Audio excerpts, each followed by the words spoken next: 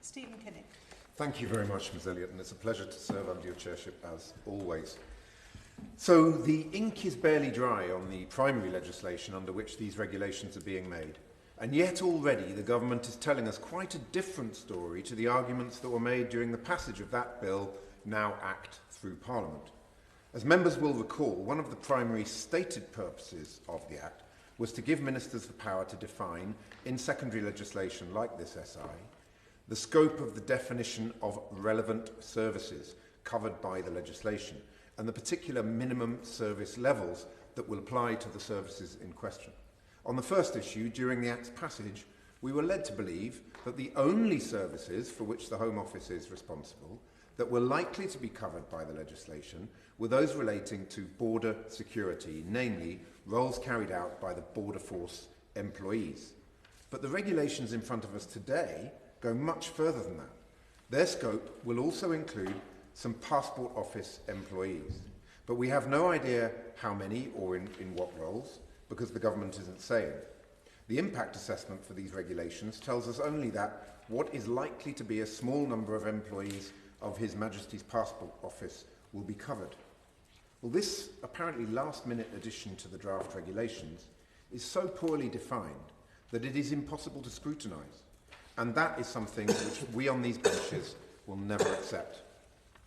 But in the absence of the key data from the impact assessment, perhaps the Minister could tell us now exactly or even approximately how many HMPO staff are likely to be required to meet the service levels the government is imposing, or exactly which roles within HMPO are likely to be included. If he cannot answer those questions, would he not accept that bringing this agency within the scope of the new minimum service levels immediately today is at best premature and at worst impossible to justify? The reasons these questions really do matter, Ms Elliott, is that the consultation process, which the Act requires as part of the process of setting new minimum service levels, made no mention whatsoever of any prospect that HMPO staff would be included. In a foreword to that consultation document, published over the summer, the now former Home Secretary did suggest that other services under her remit could potentially be included, alongside Border Force, within the scope of the new rules. She asked for views from the stakeholders consulted as to whether any additional services should be included, and if so, which ones. According to the Home Office itself, the majority of the responses it received said that they thought only Border Force staff should be subject to minimum service levels among the department's employees. There were no suggestions from any stakeholders that Passport Office staff should be included. So the first and most obvious question is, when was this decision made?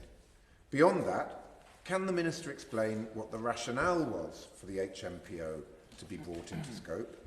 And could he also explain why his department failed to consult at any stage with the trade unions and employees who stand to be significantly affected by this regulation? Now, looking more broadly at these regulations, some of what seem to me to be the most obvious questions and concerns are conspicuous by their absence from the government's impact assessment. In other words, it seems that the Home Office is simply ignoring the questions that it does not wish to answer. For instance, has the government made any assessment of how the introduction of the proposed minimum service levels might affect the ability of both Border Force and HMPO to recruit and retain the qualified and experienced staff that they need?